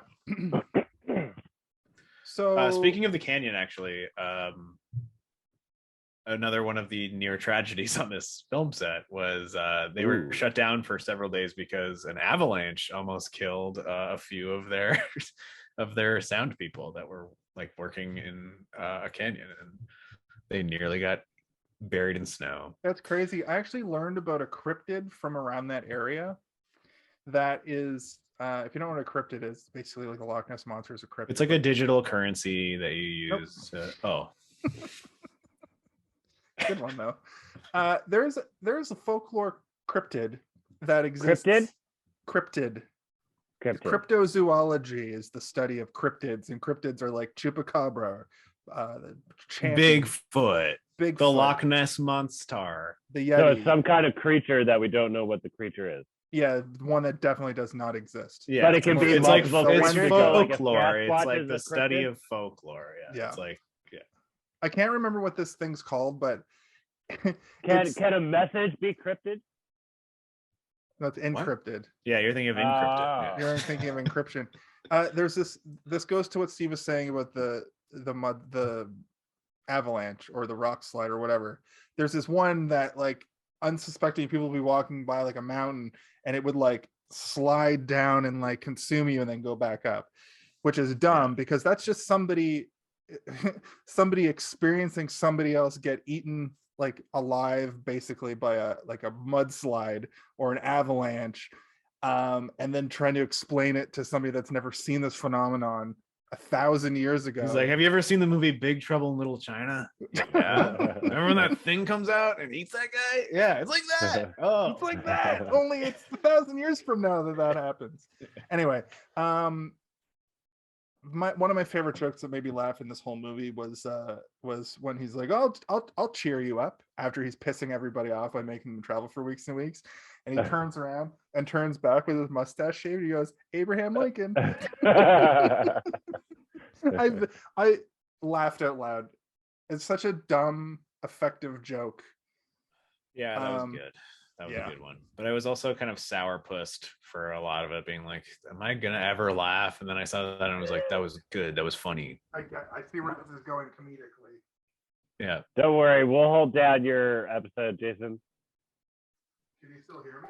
I'm not saying it's a bad and I am saying it's a bad movie, but it's not really a movie. It's not a real movie. It's not a real movie. This is almost like a high-end school project. The high-end school project. That is exactly what it is. Yeah. But it's in the same vein as a like style parody. Another interesting fact, if you'd like me to give it to you, is give it to me raw, daddy. All right, here we go. An hour and 22 minutes. So actually, sorry, I could be wrong. Almost the entirety of the crew and cast of this movie went to school with these guys, and they were given the budget by several different investors, and almost all of them failed their finals in film school because they were working on this movie and they didn't actually work on a real project. They worked on this instead. Yeah. So like like almost all of the cast and crew. So like the guy doing the camera, the guy doing the sound, like these people all failed because instead of working on their projects that they should have been working on, they were working on this movie. They were still in film school when they were making this, which is, that sounds kind of. But it also sounds like, a lot of people probably would look at this and be like, if they can do it, I can do it. And then they fail and they're like, now just like, I should have just kept, I should have kept doing my work in school. Finish my project. Yeah. Why didn't I just finish the school project instead of working on those guys' movies? But, I assume. Yeah, but here's the thing. Paid if back you go in full. and look at the IMDb for this movie, it is a lot of white, no profile pictures. Nobody really made it out of. I thought you were going to say something else. But what did you think I was going to say, buddy? Oh, a lot of white people in this movie? Well, there weren't a lot of people of color. In Colorado? Yeah. Are you serious? There was one mountain that reminded me of South Park for some reason. There was one shot of a mountain, and I don't know why, but it just reminded me of South Park for some reason. Like when they go You to guys have Denver. that There's a feeling? mountain at the beginning of South Park every episode, maybe? Yeah. It's right behind South Park. Yeah. Or when they go to when they actually go to Denver for the ski episode, and you pizza when you're supposed to French fry, you'll have a bad time. Frenchy fry. What did you just say? If you pizza when you're supposed to French fry, you're gonna have a bad time. What does that stand for? It's when the ski instructor is teaching the kids how to ski. Oh, these things. Yeah, if you pizza when you're supposed to French fry, or if you French fry when you're supposed to pizza, you're gonna have a bad time. Yeah, because this one stops you. Yeah, I think Kenny fucking eats shit and dies. For our viewers out there, if you want to slow down, you could do this, I guess, to slow down. You could go, but you could also go. Yeah, but doing is an advanced maneuver. All right, so for all you novices? Nope, just novice is fine. Novices is good as well. Yeah, but Navi, don't say that again. No, that it. sounds like the little fairy that follows you around in Zelda. Hey, I got something to say to you over here. It's me, Navi. You fucking elf bitch. Would have sold more copies if it talked like that. Even though it's sold, it's probably one of the highest. It's like one of the most popular video games. Is it on DVD? Yeah. I think I saw some copies on eBay or something. Of Zelda, a link of Ocarina of Time. Yeah, I'll do the Macarena right now. The Macarena of Time. The Macarena of Time. Nobody steal that. I'm gonna make a TikTok about it. Yo, can I join you? Yeah. Has anyone ever made that joke before? Maybe not. This might be a hidden Macarena of and Time. world first, world God. premiere of the greatest joke. I'll take. Don't Google it, because that should be our goal for every episode: is to combine words until we figure out a joke that no one's made before. But don't Google it or say it near your Google Home or say it at all, because then somebody's going to steal it tomorrow. Pretty sure it's too late. We're all I yelled it into TikTok. So in 5 minutes from now, I'm going to turn TikTok on. And it's going to be Macarena and Ocarina. Everyone's going to be Macarena-ing. I already discovered a person today that does little dances from Zelda games specifically. You sent me that, and I very much appreciate it, because I was like, that is true. That is a very sexual dance, and I always enjoyed it. The dance is, I watched that so many times because it's mesmerizing, like in a non-sexual way. Yeah. Let's see here. I've covered all of my notes for this week. Do we have any other segments that we like to do? I'm not sure if they said Cannibal earlier, but I got an hour and 22 minutes. They didn't say the musical. No, but he says you're a cannibal. Well, they also retitled this movie. It was not named Cannibal the Musical originally, and then Troma changed it to Cannibal the Musical because they were worried that nobody would know who Alfred Packer was, so they decided. I thought it was a joke. So you're saying it Cannibal. actually was a real person based off of real. That's why they called it Alfred Packer the musical, because in that area of the United States, that story is relatively well known amongst locals. They'll be like, "Oh, you're gonna get Alfred Packard out there tonight if you don't be careful." Kind of like that house that we have with the black window. Yeah. Yeah. That's the Halifax thing. Sorry, in See, Halifax. exactly. In Halifax, there's a house and it's got a black window, and everybody's like, "Oh, it's fucking haunted," but it just. Also, they just paint it. They just Maxwell's paint it Plum. I Maxwell's don't think Plum. that's the same thing. Kaylin, have you ever heard about There's no Maxwell's... person who ate people involved with a black window.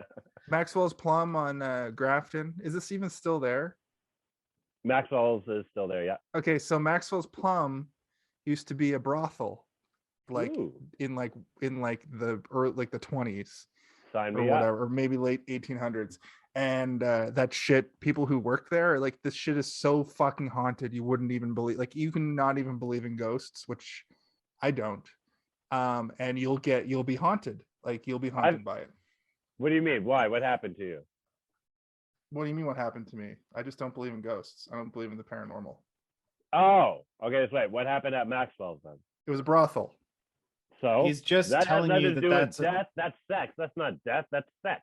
Dude, do you know how? Dude, prostitutes in the 1800s. Dude, prostitutes were killed like daily. Haven't you ever heard of Jacques the Ripper? Oh, he'll murder the prostitute after midnight. Ding ding dong. I thought that was They're coming to get you. I worked at a bar that was Jack the Ripper may have also been a woman. Whoa. Perhaps a madam. Yeah. I worked at a bar that was in a manor home in Toronto, like a very old house. And the GM for a while was like convinced it was haunted. And we were all like, all right. But he also was kind of a little bit weird. So we were like, he just wants it to be haunted. And then he started showing us like he's like, I came in today and there was a book on the floor off the bookshelf. And we're like, okay. He's like, and I checked the security footage and look at this. And then he showed us, and it was like a book, and it's like a book on the shelf, and it's like it would fall off. A little bit? No, it would come out a little bit, and then a little bit more, and then a little bit more, and then it would fall out. And then he showed us the fridge in the basement another day. Like, these are separate occasions. Could you see a string? Let me finish the fucking story, Kaylin. And then he showed us one of the fridge in the basement, and like the fridge opened and all the compotes and like simple syrups and everything flew out of the fridge. And then I was like, can I see that again? And he was like, yeah. And I was like, one more time. And he was like, yeah. And I was like, can you zoom in and enhance right there? He's like, what do you mean? And then I was like, you don't need to. And then I looked and I could see a hand like pulling and he just like stayed late and like stage fucking and haunting. Destroyed all that product. You're insane. Yeah, I'm like, I had to clean that up, man. Fucking asshole. Like, I had to clean up a bunch of simple syrups so someone break their fucking neck in the prep kitchen, and you're just sitting here being like, spooky ghosts. Spooky. I'm gonna make everybody think this place is haunted. Have you ever seen a ghost? Welcome to our Hey, did you see Ghosts cast? Have you guys ever seen a ghost or a cannibal? But to answer your question earlier, Kaylin, about the string, there was like a weird sort of shimmer, and I was like, that looks like a string, maybe. And like nobody said anything. Fishing line. Yeah, nobody said anything, and I didn't want to be the only, because there was like 4 of us around him being like, look at the book. That sounds like the kind of thing I would run my mouth at. I know, but also I was trying to like step up and like, I'm like, maybe I could just take his job. If I like get to a point, I could get to like the the actual general manager position above him and be like, this guy's insane. He's like trying to convince us all this place is haunted. Look at this fishing string video and his hand in the. You might be right to butter up the higher ups. He brought over this liter of milk, and he was like, look, this milk's spoiled overnight. But we checked the camera, and he just put it behind a radiator for 3 weeks. So it's spoiled spontaneously. Yeah. One time I drank a lot of chocolate milk. That's why your bowels are haunted. Yeah, like your story from the weekend where you're like, I ate too many chicken wings, guys. Oh my God. I did. There's a ghost inside my lower intestines. It's called too much ghost peppers. Whoa. Well, guys. Have you guys ever been drunk off of food? Yes. I've been to the Mandarin buffet. I'm very susceptible to turkey. So you know how like people fall asleep when they eat too much turkey? Itis. They get the itis. No. I don't know if we can What, say is that itis. a faux pas? Can we not say itis anymore? I think Boondocks made it so we can't say that. You're not allowed. What? I think so. That's also probably where you heard it. That is where I heard it from. Yeah. Am I not allowed to say itis?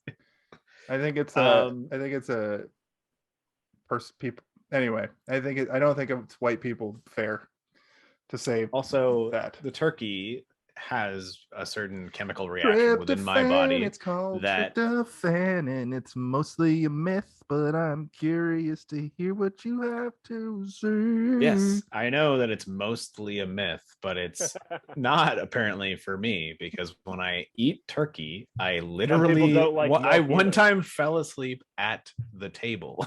Like while I was sitting at the table, I fell asleep. And this isn't like I was also drinking red wine and like ensuring that I was doing all the things that would make you fall asleep. I just fell asleep at the table. Was the heat turned up? Were you hungover? It was pretty warm, yeah. It could have been that I was too. I don't just fall asleep. I'm not like narcoleptic. I don't just fall asleep randomly. Hey, I know, but sometimes if all the what's the word I'm looking for? Ingredients. Yeah, exactly. I'll tell you, this afternoon when I was trying to watch this fucking boring ass movie, like the boring part, the funny parts of this movie. I thought you loved this movie. Listen, I don't love this movie. That's not why we watched it. We watched it to do all the movies. That's why we started with it. We started with it also because I wanted to get you back for Buster Keaton. How are you getting me back? I loved it. Yeah, and you were also blackout drunk for your fucking. Yeah, me and Jason had a good conversation about a movie you picked, and you were like, "You guys ever think thoughts? Have you ever used a brain for thoughts before? Because I never did." That's what it sounded like talking to you. There were several moments in the video where your hat was just in the whole frame of your video. But the perfect circumstances for somebody to fall asleep did happen. We had the oven on because we were cooking dinner. I ate a big dinner, and then. Did you exhaust yourself earlier with activities? Well, I commute now. I was fucking sedentary for 2 years and I have to walk to and from work. That's good. Right. Then I got home. I laid down on the couch, ate dinner. The oven was on. It was warm in here. And they were just the parts in this movie that are just dialogue that aren't funny. They're just like, we're moving the plot forward. Are like, I'm so glad Trey Parker was able, like it's South Park, even the first few seasons of South Park even suffer from this too. And I'm curious to see if Orgasmo has this problem. But when they're trying to move the plot forward in this movie, it's like, okay, I get it. Yeah. Cut 5 minutes out of this. This movie could have used a little bit of 85 minutes. Boom. Yeah. I saw an hour and 36 minutes and I was like, how? It's a joke. It's based on a joke. I mean, the severe lack of, I'd be down with a solid hour. The lack of like re-releases and like 4K cuts, and like they're not proud of this movie. This isn't like a crowning achievement for these people. Like they know that it's not amazing. They also know that like it's not worth going after people who put it up on YouTube. The whole movie is on YouTube. If you want to watch this movie, it's on YouTube. If you're a trauma head, it's definitely in your collection because they have released it. They have released DVD. Yeah, but they're not. It's not like what I'll go back to the beginning. Like The Evil Dead. That's a perfect example of people making a movie on a shoestring budget that they got a couple of random investors to give them some money, and they made it for way too long with way too many people who stayed there for way too long, and it was a torturous project, but it was a project of love, and it ended up being something that people still watch to this day. Like there are people that you can talk to about The Evil Dead, and they're like, yeah, I just got the new like steel book leather bound eyeball version in the mail last the week. Necronomicon version. I always loved that. Yeah, like I think that this was like, to them, that was like, that opening scene kind of made me feel like, oh, is this going to be like their attempt at like a very funny Evil Dead? And I was expecting way more cannibal stuff. Dude, to happen in I've Cannibal, seen the this musical. movie. I've seen this movie before, and my memory of it has it with having way more like gore and like comedy. There's none. It's like a bunch of stupid jokes that like string together, and then they eventually, like when the gory stuff starts happening, you're like, oh, this is good. Like I like the part when the guy keeps coming back to life. Me too. And you know it's going to keep going, and you're like, okay, how many more things can they stick into him? That's funny. But the best thing this movie does do is you see a lot of prototypes. You see a lot of beta and prototypes for later Trey Parker and Matt Stone. Yeah, like you comedy. said, the joke where he takes his hat off and he has a giant fro. Yeah. And they use that in every single thing. They even do it in South Park. Kyle takes his hat off and he has a giant like red fro. But does that mean he doesn't need a hat because his hair keeps him warm? Is that the joke? Maybe. The blueprint is No, the joke is that Jewish. his head is small and then he takes the thing off and he has a giant the plume of hair underneath. I That's think it's the more joke. so I'll do it right now. The blueprint for their comedy is in here, you know. That's why I think this movie could be trimmed down to like there could be a director's cut that's 85 minutes long, and it would get across the same. Because if it's a little bit punchier and it goes from song to song a little bit quicker, then it becomes like South Park, the movie. Well, I think they also kind of suffer from the fact that like, so one thing in film is like, you know, you set something up and set something up and you pay it off later. Chekhov's gun, I believe it's what it's called. Not the same thing. No, those are different things. I thought it was that the trope is called that because of. Well, okay, yeah, we can talk about this later. Okay, that's different. Yeah, but I mean, they go hand in hand, but they're not exactly the same thing. But like setup and payoff are very much like, you set up like a small seed for a joke, and then later you look at all this fudge. Exactly. Want some fudge packer? Then the payoff for that joke is like, hey, packer? You want some fudge packer? Like, comma packer? Fudge packer? Yeah. There was no hey, want some. It was fudge packer. Yeah. And that's a very basketball-y joke. And the thing where Squeak attacks Matt Stone is completely reused in basketball also. I can't wait till we get to basketball. I know, I'm so excited. That's gonna be our drink. That's gonna be our fucking. I did watch that movie. Is that the Friday one? As a teenager, so I'm kind of excited too. I haven't seen it in probably about 15 It holds years. up. I promise you, it holds up. It holds up. I watched it a few years ago, and don't promise me anything, because I will promise you, because I watch this movie every year, and it's fucking great every time. That might just say more about you than the movie. That's true. That's true. Yeah. This is kind of like the same as like Ghostbusters. Like basketball is like my teenager Ghostbusters and Ninja Turtles. Like right, isn't that fills that like you're waiting, you're holding on hope for like the basketball afterlife. Yeah. Fuck it. Do it. Trey Parker and Matt Stone, I know you're watching, because we have 4 across both platforms. I have 4 viewers right now. So yeah. So it's you, and then that short guy that we all love as well, who's in he's still in South Park too. He was in the movie and he's been in the show for a while as well. I think he's still their friend. He absolutely. And there's an interesting thing I saw. So not Randall, the other guy from Clerks, Dante and Squeak are in a movie together, and they're both kind of like two guys that are just used in everything by the big celebrity, and they work in a what is the place where you go when you die? Hell. Crematorium. No. Purgatory. No, like the place where you have a funeral. Church. Funeral home. A funeral home. They work in a funeral. Wow. Morgue. No, a funeral home. Steve got it. Somebody left my TikTok stream because we couldn't come up with funeral home. They're like, God, it was a mortician. He was like, God damn it. He was yelling it the whole time. Yeah. Fuck. I'm gonna go watch some fucking racists now. Why? So what are you saying? What are you? Oh, my point was just that it's interesting that those two guys are in a movie together. That's all. Oh, right. Well, I think that like those, like I know that is Dante like the angry one or the other one? Dante is the one who's like He's not not even supposed to be here today. Like the main character of Clerks. So Randall's like the one that's like I'm edgy. Yeah. Dante was retired. Like he had like a real job and like he has a family and stuff. And like this movie is very recent. Kevin Smith keeps like, well, it's because Kevin Smith and like his friends, they're still friends. Like they pull him back into stuff, and he's like, I guess I'll do it. Yeah, and like that's kind of cool. Like that's kind of a cool thing where like your friend is like a crazy person who went full into film and is able to still make movies, and is like, do you want to come back and do this thing? I'll pay you whatever amount of money. I assume it's a lot. I would cast you guys if I made a movie. Thank you. I should be an actor, but I have no.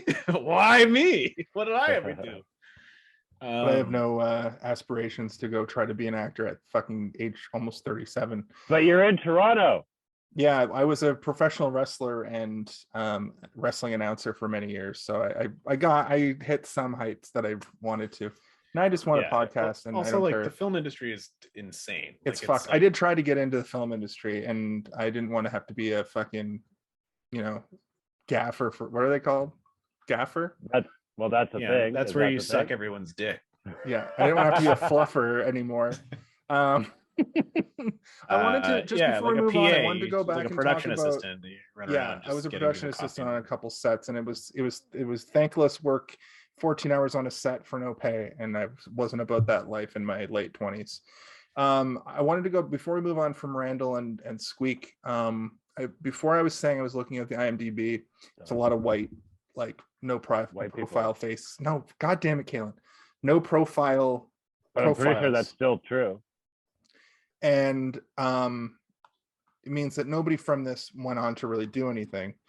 Because they didn't finish their project for school. But if they had wanted to, I'm sure Trey Parker, because they did this movie, I'm sure that they've popped up. If you go and look at them, I didn't go through them obviously, but I'm sure if you go through them, they have production credits that are all on Trey Parker and Matt Stone Productions, because they were probably able to get work through them once Trey Parker and Matt Stone went on to do South Park, Orgasmo, Basketball, Team America, more South Park. A lot of people who go into film don't end up working in film directly, and a lot of people go to television and end up working in weird sort of like branching stuff that is still attached to the to television or to film, but it's not under the same sort of umbrella, right? So like even if you work in film under certain types of special effects companies, like you're not within the unionization of like a film company, you're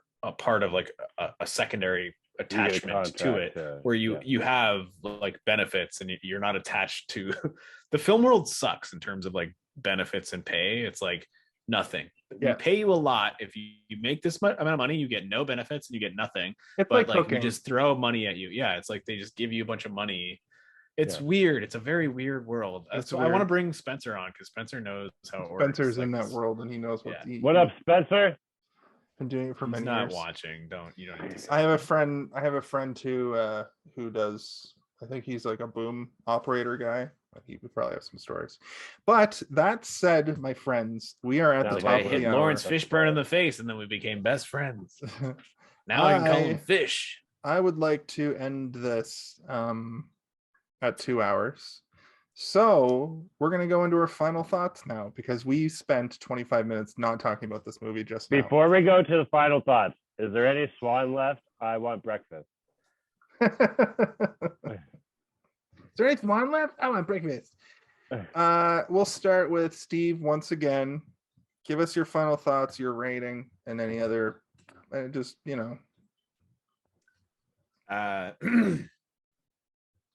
I don't think that I would recommend this movie to anybody who isn't interested in the career of Matt Stone or Trey Parker. I don't think that you have any business watching this movie otherwise. It's not going to hold your attention. It's difficult to watch at times. It is a slog for me. I put it on and I got a little bit excited at the beginning introduction when I was like, oh, I recognize the theme song from the end of the South Park. Exactly. And when he did the like, oh, like the jaw movement for the song, I was like, that's funny. I hope that this whole movie is that. And then I didn't get a joke like that at all throughout the entire movie up until the like Abraham Lincoln when he shaves his mustache off. And I don't think it's watchable. It's not a movie you can sit down with a bunch of friends and be like, have you guys seen this? You got to see this. And did you watch this with anyone, or did you? Yeah, I remember when I was watching through it, I was like, I remember trying to watch this with friends because I had friends who, you know, in high school were like, if you like South Park, if you like this, if you like that, you're gonna like this. And I tried to watch it, and it was on like it looked like they had recorded it on TV almost, like they had recorded it from another VHS player. Like two people put two VHSs into two things at the same time, and like one was recording over the other, so it was like so shit quality. And I even remember then being like, this is really not great. And like the whole time I was just in and out of watching this movie, and that's why I had thought I had seen it all, but I really had been at a party and was just watching, and it was just there, and I would walk in every once in a while and be like, what the fuck am I watching? The story is more interesting than the movie. I read a lot about the actual history of Alfred Packer, and I was like, wow, this is kind of cool. And I can see why they decided to use this as a template for a musical. And I do think, like you said, Kaylin, if it was like a Sweeney Todd where every single word is sung throughout the entirety of the movie, it probably would be way more interesting.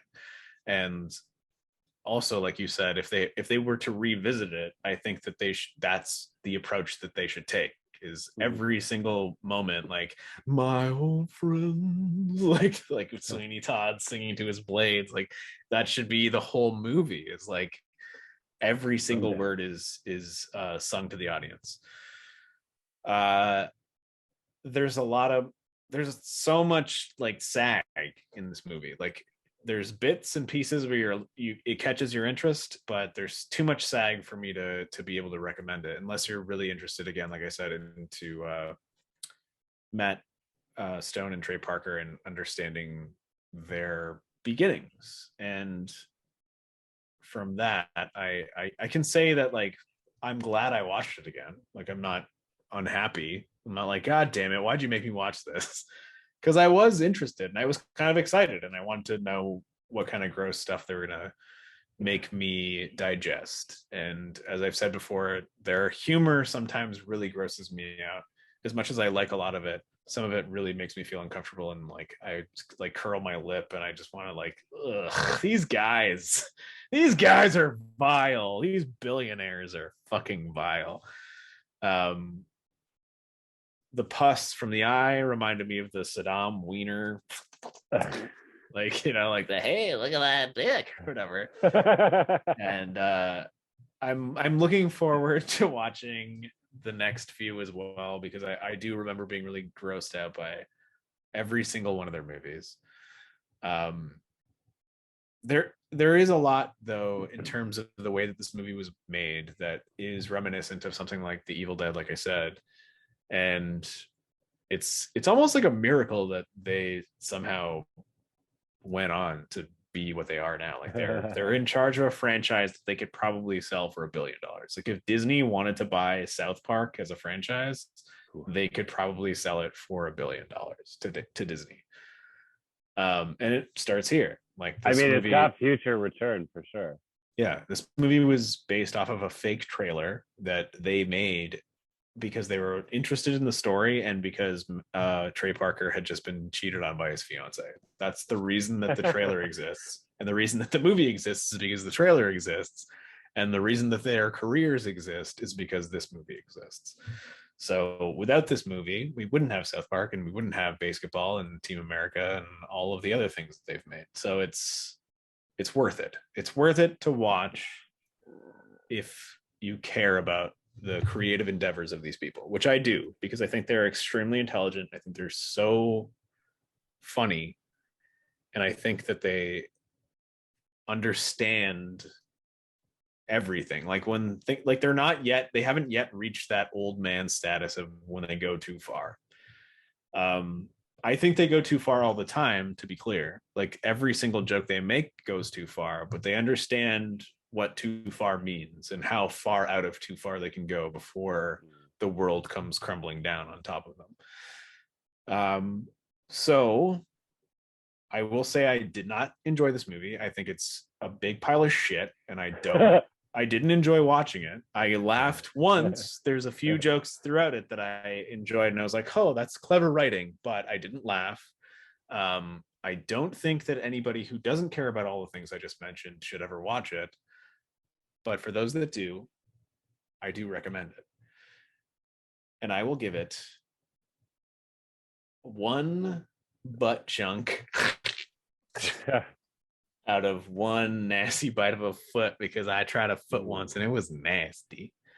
But yeah, I like it. So it's a butt chunk versus a chunk of foot. So the butt I assume tastes good, and the foot I assume got a little good. more.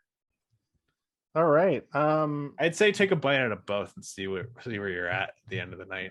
Your rating system always intrigues me, as does yours, Kaylin. So I like it. Now I got to step up my game. Yeah, thank you, Steve. Kaylin, why don't you give us your final thoughts? Why don't I penultimate this final thought segment? Hey, look, if I had to overuse that word that month, you wouldn't be using penultimate right now. So, Steve, you touched on a lot of very good points. Jason, I do want to say thank you for introducing me to this movie, because I've never seen it before and I've never heard of it. And I actually find it kind of odd that I haven't done more of a deep dive on like things that Trey and Matt have been in. Had seen this. Yeah, exactly. I just kind of went forward like with basically like so South Park movie is kind of when I started, and then it's just been forward from there. And I'm very excited for the rest of this month, because so as Steve, as you were giving your final words there, you helped me put into words what I was thinking about this. And it's like when you see a baby trying to walk, right? Like, oh, it's look at it try to do its thing. It's not good at it, but at the same time, you're happy for it or whatever, right? Like, and then also the collector in me, so the collector in me was like, ooh, now I need to have all of it to be whole or whatever. But then also to tie in with the analogy with the baby is just seeing that growth from, where things started to where they are now and how they've perfected their style. I will say that I agree with you. I was kind of, I'm not sure if you said this exactly, but I was kind of expecting it to be a little more over the top, and where it felt like it actually had a little bit more of a like a soul to it, right? Like there was something a little more personal to it, like other than just lowbrow jokes or whatever here and there. I did think there was going to be more music for whatever reason. Just when I heard the musical, it was like I just was expecting the whole thing. Isn't that what musicals are, or are musicals just songs here and there? Both. I think really. anything with musical numbers are considered musicals. Yeah. Okay. That being said, again, Jason, thank you for introducing me to it. I did enjoy it. I did have some laughs. I do find there is something about simple things that are very funny, especially in the right moment too. Right mind frame. I personally think that if the three of us watch this together, I think it would actually be that much more enjoyable. But altogether, I don't even know. Fuck shit. I give it damn. I give it I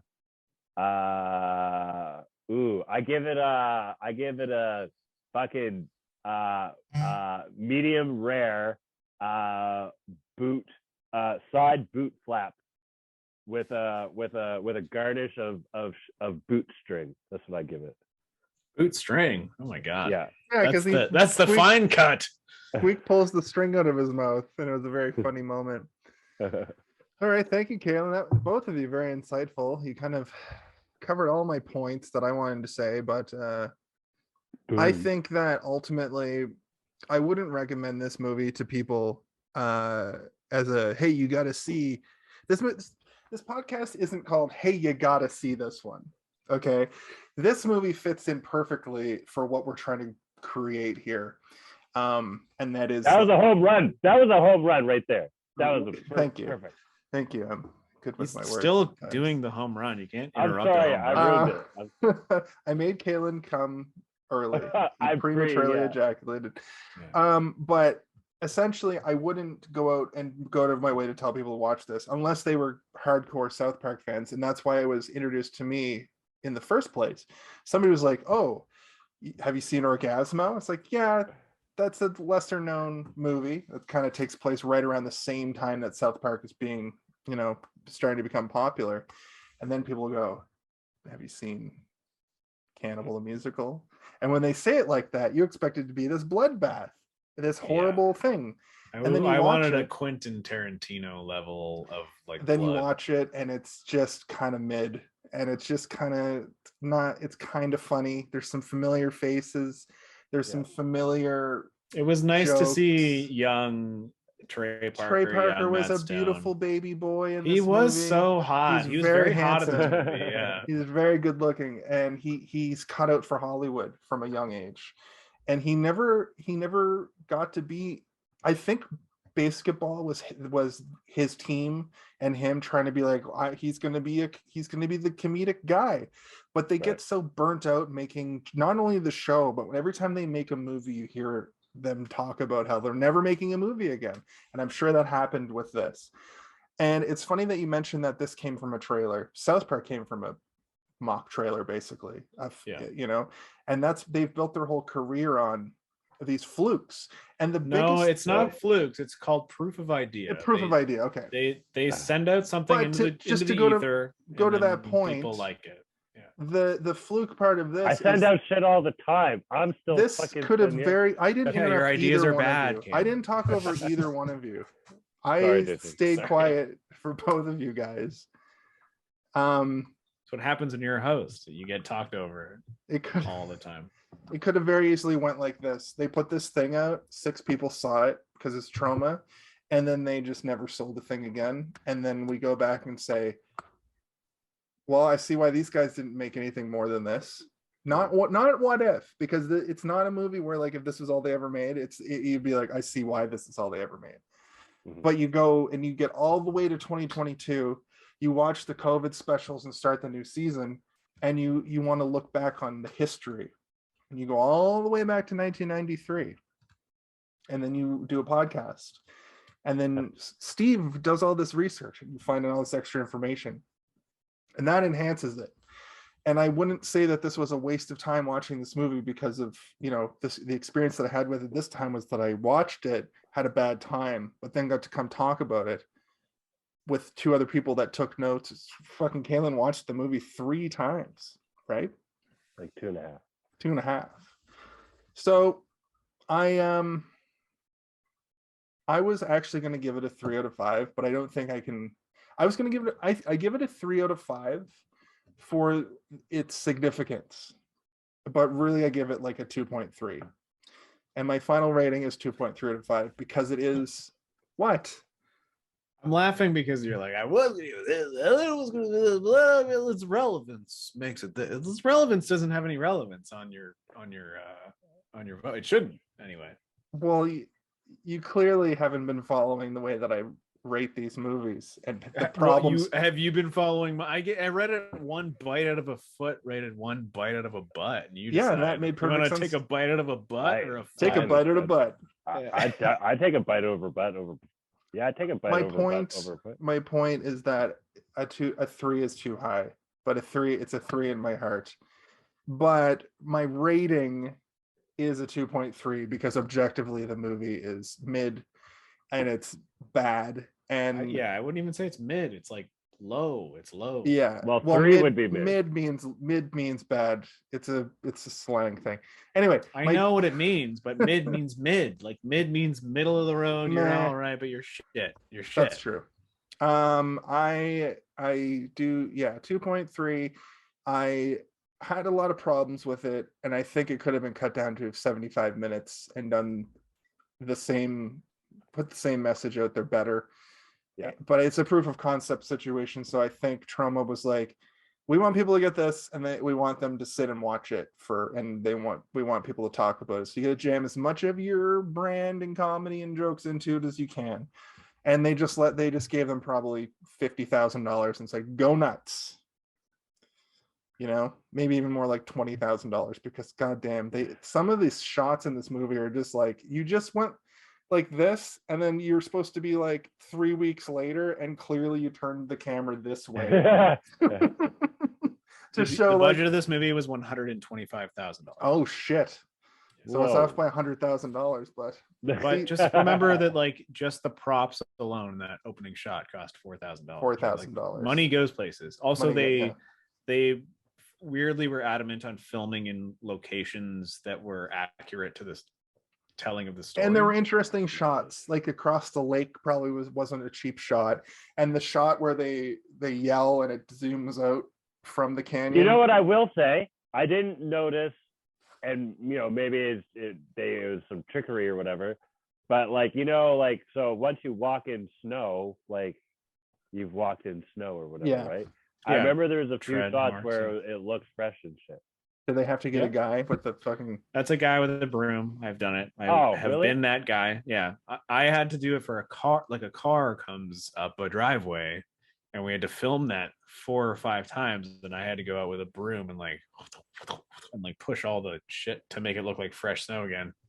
Have you ever noticed in movies when they do like a super slide, but you see the attempts before that take? Yeah.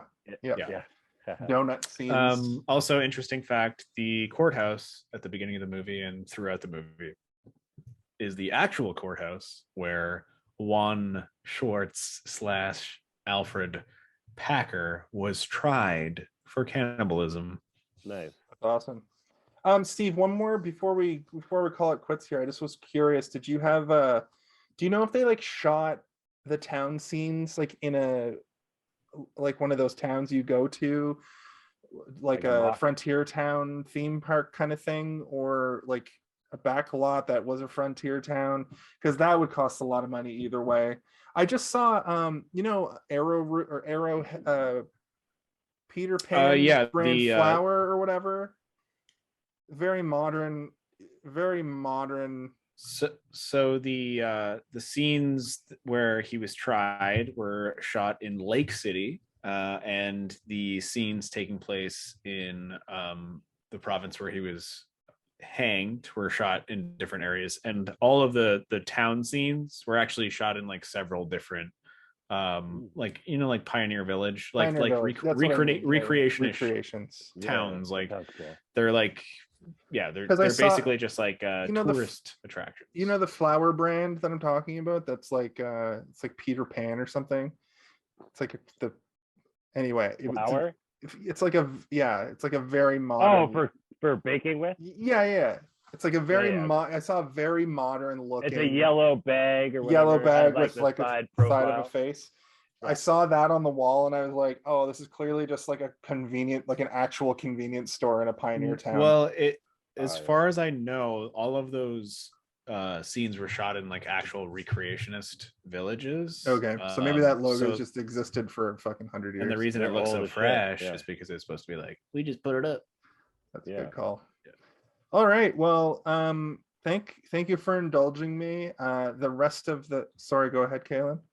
I have a question. Does anybody make cool hats anymore? Thank you for indulging me.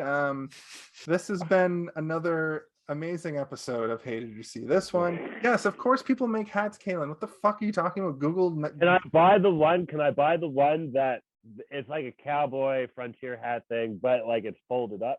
Yes. You probably have to go somewhere specific. Like Australia. Thank you for coming to... Or the oil belt. Oh, you're talking about like the old prospector hats. Yeah. With, like the fucking... You just buy a regular cowboy hat, flip it up. And wear it the wrong way. Yeah. The cowbell solo. I just got to give a shout out to oh the cowbell shit, we solo. forgot to mention the cowbell solo. That was amazing, and it went on for so long. I laughed out loud at that as well. Yeah, it was good. But I would like to thank you guys You for guys another have a weird sense of humor. Yeah. We're from Halifax. I see you.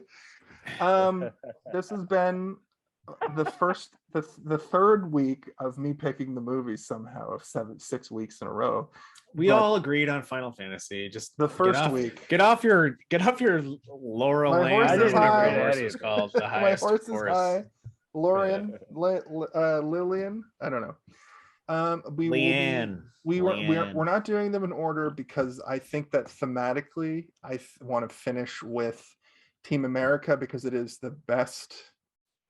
I guess technically we are doing them in order though. Well, we did South Park first, but we did that because it was tied into animation. Animation. That I guess though, these ones are in order. I think these ones are in order. Yeah. Yes. For some reason in my head, I thought that, but because I want to do basketball close to my birthday on the 22nd, which is a Friday, and we're gonna get Liddy, and we're gonna probably do an after show because it's Friday night. I might barf. I might barf too. Let's all barf.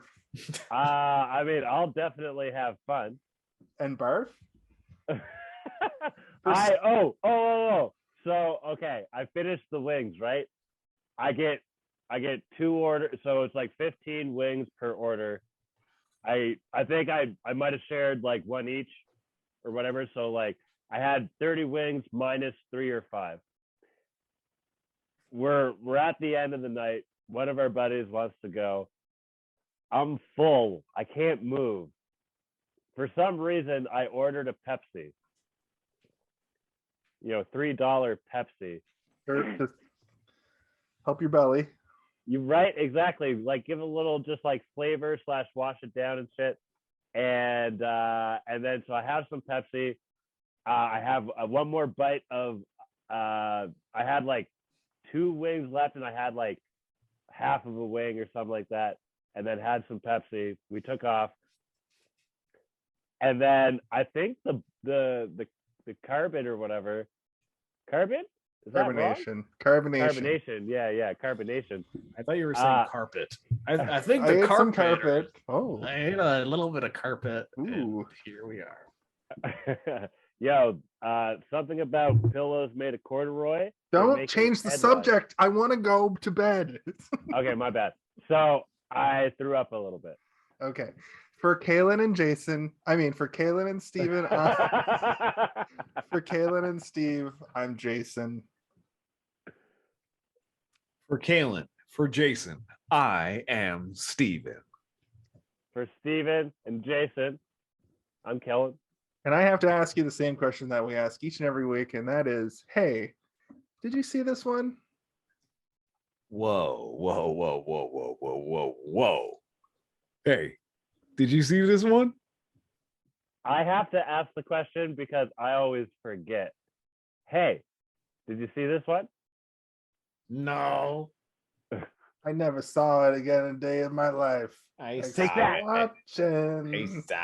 I saw it.